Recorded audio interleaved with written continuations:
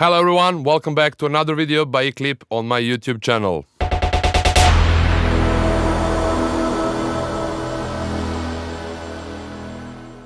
So I made a small break last few weeks because I was a bit sick and my nose was a bit full, so it was really challenging to record video. I already tried, but it was really hard for me to speak and to be clear as possible without being able to breathe through my nose. Anyway, so I had a bit of time to consider changing the approach of these videos and what would be the best way so that I can pass you the knowledge and not to be too technical and kind of a boring thing.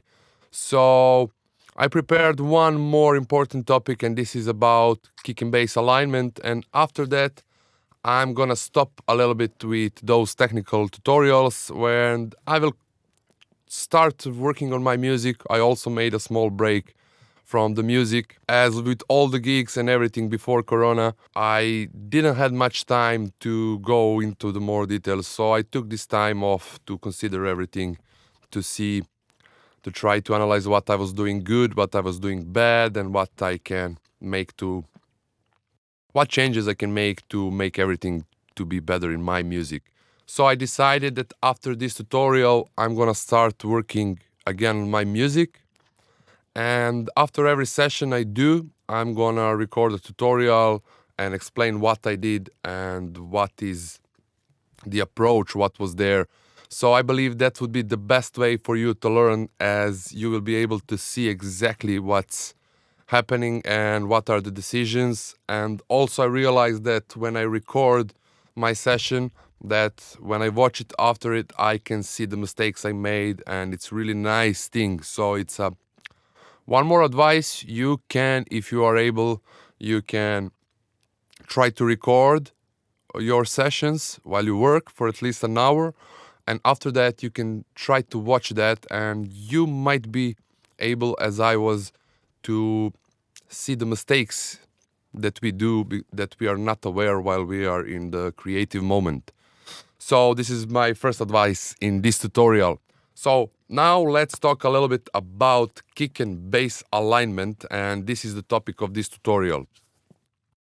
So I have a project here with the kick and the bass. Bass was made in silent, but as I said before, I always bounce one note of the bass line when I have the rolling bass lines from several reasons, and one of the reasons is also the kick and bass alignment. As now, in the past, my approach for aligning kick and the bass usually was I was trying to find the perfect match on the phase with the kick and the bass. This is a nice way and nice technique, it works, but I didn't like this approach because bassline will dictate how your kick will be, and I'm gonna explain you now why. So I have the kick, I have the bassline, and on both of them I have the oscilloscope.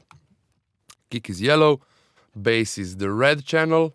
I put 1/4 note on the oscilloscope and combined. So when you play them, I can see the shape of the kick and shape of the bassline, and to see how they are aligning together. So when I play this, you will be able also to hear the kick and the bass.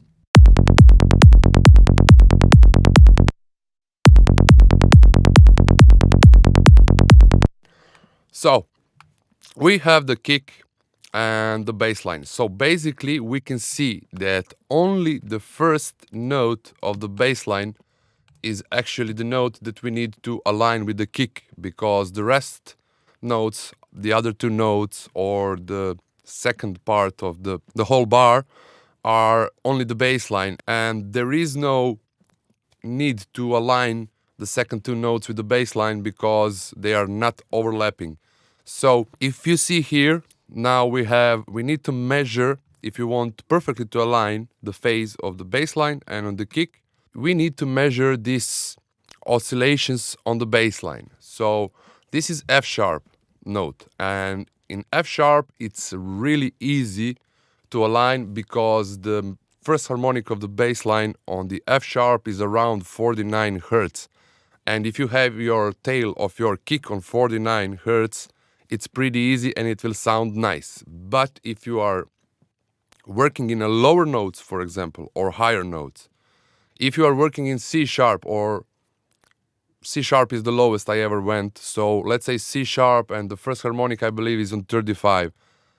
And I'm really not a fan of the kicks to have their tail on 35. It will be really hard for all of you to hear on 35. Even with the SM9 in 35, it's pretty low, and it's also not so clear. So we are working in the area where we are not able to hear good, and also plenty of sound systems will have the low cut, maybe on 40 even. It all depends from, especially if you play in the clubs. On the festivals they can put it even lower, but on the clubs I saw sometime that even on 80 or 70 the sound engineers were putting the low cuts. So if you design something that's gonna be on 35, it's kind of problematic, as you might get on some problems. So we have here that you can see here, it's a transient of the bass line, and then this transient is a little bit lesser than the first one. But whereas the first one and second one, this is the one oscillation on F sharp. So it will mean that the tail of the kick we need to put exactly to be as the bass line. And in the past I used to do that by going to kick, and if you go in Cubase it's from process pitch shift, but I created a shortcut for this because I was doing that a lot. And then you have transpose, and then you have an envelope here. So basically I put a flat line till the middle, and then the last one I'm just reducing down. And if I zoom in, you will be able to see what's happening with the kick. If I bypass this, so you are extending the tail of the kick, and that way oscillations will be a little bit longer, and that way you can align the kick in the bass. But I'm not doing that anymore. Sorry. So when you make the tail of the kick to be the same oscillation or to match with the bass line, then with the PAJ you will move left and right, and then you will be able to perfectly align the kick in the bass. Now, the first bad thing about this process is that your bass line or the key of the bass line will dictate how your kick will sound. The second thing is, when you perfectly align kick in the bass, you will always get, in this point where they are matching, you will get a little bit boosted signal, and I don't like that as well. So I found another way, and this is my advice to all of you, and it usually works. So what we can do, so we need to fix only the first note of the bass line, and this is the only part that you need to align and to make it so the kick and bass sounds as a fit together. So what I usually do, like I'm gonna show you now the more easy way, but also not so good, because now we will need to use two channels. But in order for you to understand what is actually happening, I'm gonna duplicate this, and in the first channel I'm gonna leave only the first note of the bass line. And from that point you just need to open any EQ, and I'm gonna use FabQ3. So we are looking for the first harmonic of that note.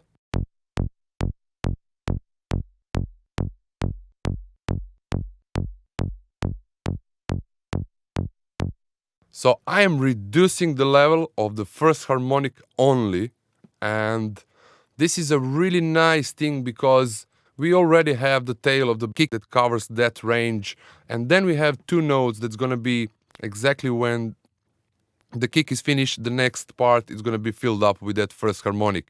And by doing this, we are actually removing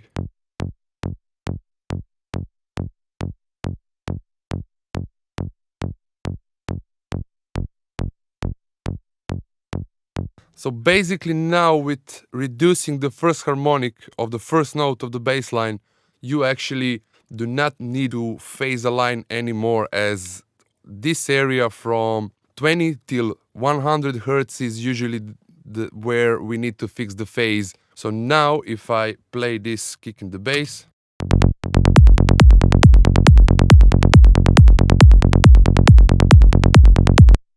there is no way you're gonna hear the difference. Even here in the studio where I'm really able to hear all the details, I still have problems to hear the difference between those two.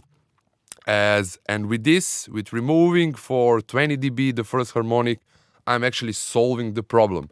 So now you can bounce this note as well that we removed, and you can put it down in the same group as this one. And now I'm gonna delete this one just in order that we have one oscilloscope, and now we're gonna see that the signal is pretty low and there's nothing in the phase that we need to align with the kick. And I love this approach from several reasons, and the main one is that when I design, I spend a lot of time in designing my kicks, and I'm really pushing an effort, as I really believe that a really good kick is the key for the good mixes, and if kick is not good, we will have problem with finishing our mixes for sure.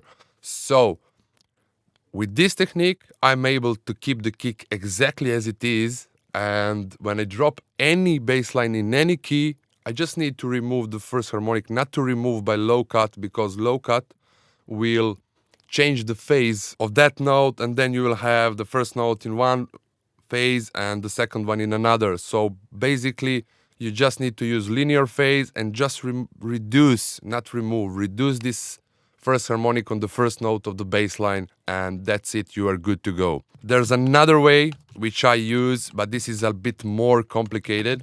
So I'm just gonna bring back the note, and this is my way of doing sidechain. I usually put this first note on the middle around -6 dB, and then I have the LFO, but it's not going all the way down, it's going from the middle, and I'm just making this dot to be something like this.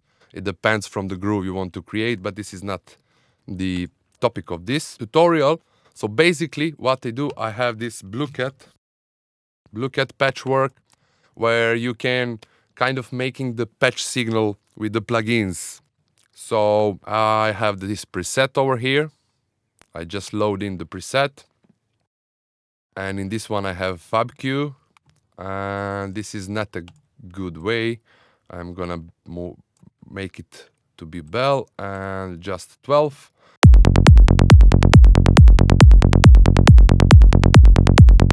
I'm just gonna find this spot. So how does this plugin works? So when you load it in, you will be able to create plenty of those. In Ableton, I believe it's even more simple, as you have in every channel already, you can do this kind of thing. So you just need to choose the sum from this point, and what I did here. So in the first chain or the first path, I have the LFO tool where I removed the second 2/16 of the bass line. So I'm keeping in this one the signal only from first 2/16.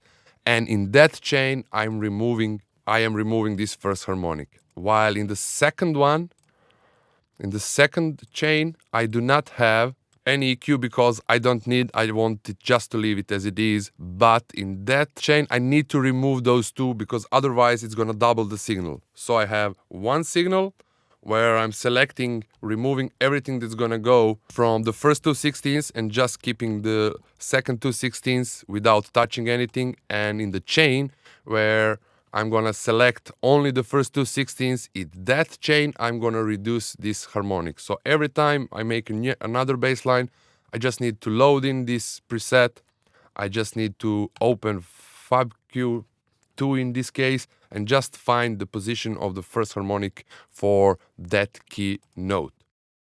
And if we play this, you're gonna hear that also it's gonna be really hard to hear the difference. But when it comes to alignment, I believe that everything sounds perfectly.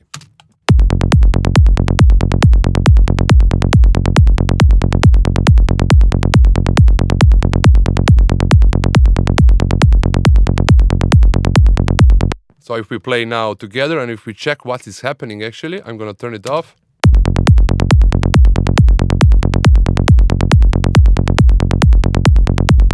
So you can solve the problem just by reducing the first harmonic on the bass line on the first note of the bass line, where kick and bass are actually overlapping. And I believe this is the best way, as you don't need to change the phases on the kick and the bass a lot, and you are solved this critical position when the first note of the bass line and the tail of the kick are actually overlapping and summing. And that way, I believe, is the one of the best ways to solve this problem. Or you can do it as I mentioned in the first part, but then you will realize later on you will have boosted signal, then you will need to move it right, and when you move the phase right or left, it will change the sound of it. And also you need to pitch down the tail of the kick, and the kick will not sound the same. And this technique is kind of limiting yourself and giving you limits, and kick and the bass are some of those channels will dictate how the other one will sound. While with this technique, it's not perfectly aligned, it's not something, but it works, I promise you, and I believe this technique is the best way to align your kick and the bass. Thank you very much. This was the first tutorial, and after a while, and from next videos, I'm gonna start working on my music, where I'm gonna be able to show you the creative parts and also mixing techniques all the way through it. And I believe it's gonna be much more interesting than just showing you something like this. This is a really important thing, and I wanted to put it on my YouTube channel just to mark and to close this topic. But further on, I believe it's gonna be much more interesting, and I will be able to make much more videos, as right now I'm running out of ideas, and I believe that it is getting a bit boring. And you will be able also to ask some questions, and when I have this, I can answer to some questions in that videos, and so on, so on. So thank you very much for watching, and yeah, see you soon, and stay safe. Bye. Ciao.